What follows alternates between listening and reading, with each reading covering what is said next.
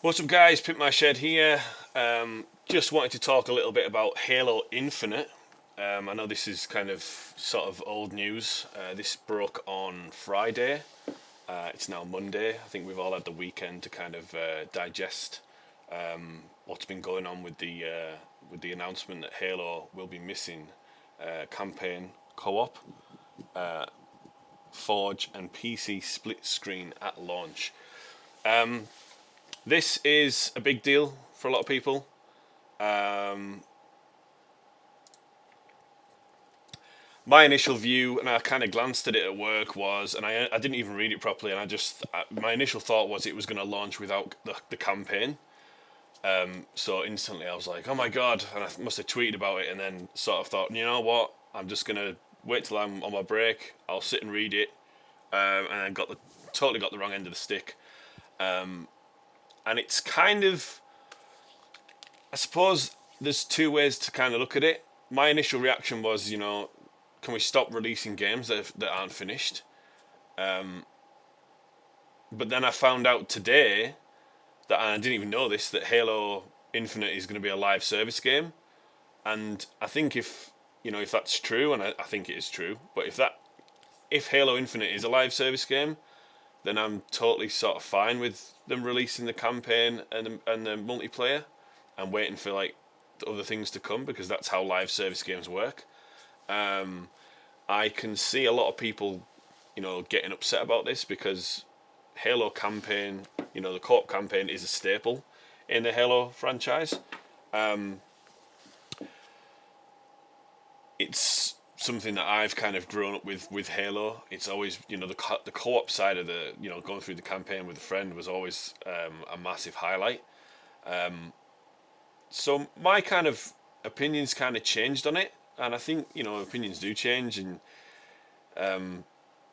you have the initial reaction, and then when you have time to kind of digest it and sort of think about it and think about how people are talking about it, and there was some good points raised on a few podcasts that I've been watching, that this is a live service game, which I didn't know, and as soon as I found that out, I was like, well, if it's a live service game, then they should be able to, they're just going to carry it on and carry it on, and if it's a live service game, it's got to go live sometime.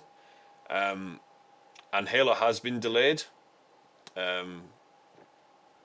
before, and I really think that 343 really need to nail this Halo game. So when I found out it was live service, I was like, well, yeah, that's not too bad, and you're still getting the campaign and the multiplayer. The campaign and the multiplayer are kind of like your bread and butter when it comes to the game. Personally, I only play Halo games for the for the campaign. I'm a huge campaign guy on Halo. The multiplayer is a bonus, whereas if I play Call of Duty, I am all about the multiplayer, and the campaign's a bonus. I can take all, if the campaign's terrible, I'm not that bothered. But with Halo, for me, it's always been about the campaign. The cooperative thing kind of sucks, but it's going to come in at a later date, so that's okay. But you've got to also remember that, we're still, especially in America, I know we're kind of coming out the UK is kind of out of the we're not out of the pandemic, obviously, but we're out of lockdown and everything, and cases are lowering, although they are rising again. But all the majority of the games are developed in America, and they're still kind of like, affected with COVID. But, game development is hard.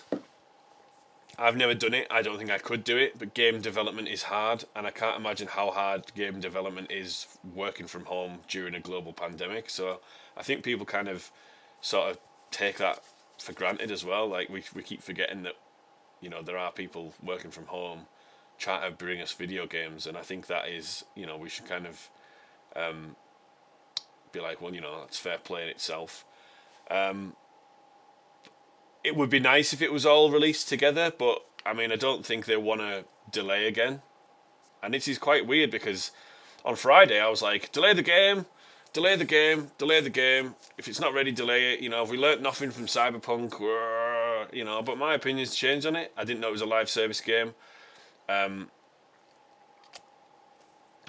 Forge, I've never used it. I know what it is. You know, you build levels and stuff. And PC split screen won't be there at launch. That's something that doesn't really interest me. Campaign co-op's the big one, and but I'll still, you know, and it's on Game Pass as well. That's another thing. This is on Game Pass. Would more people be outraged at this if it wasn't on Game Pass and they were trying to charge us £70 for the game? Most likely, because you want a full game for the price that you're paying. But because it's on Game Pass as well, so technically it's free. I've actually got a year left of Game Pass Ultimate, so when Halo Infinite drops, of course I'm going to download it at launch, and of course I'm going to play it, because that's the beauty of Game Pass. But yeah, I mean, I think because it's coming to Game Pass, this is kind of like, well, you know, you're still getting a Halo game, you're still getting the main campaign, and you're still getting the multiplayer. The multiplayer for me, from like 343 Halo, for me, they're on kind of strike two now. This needs to get right. This needs to be perfect for me. And everybody's different, and if you disagree with me, that's totally fine. We're all adults. We can disagree with each other in a nice way. We don't all have to like the same things. Halo has been a great franchise that I've grown up with. We used to do LAN parties at my friend's house, you know, with like loads of Xboxes set up and across the room from each other with two TVs back to back. Obviously, Halo 1, 2, and 3 was really good. Reach was really good. I never played ODST. I've never played like Halo Wars or anything like that. And Halo 4, I really didn't like Halo 4's story. I didn't like the Forerunners. I didn't like the weapons. Didn't like the design of the weapons. I didn't like the character models. And I didn't like the multiplayer in 4.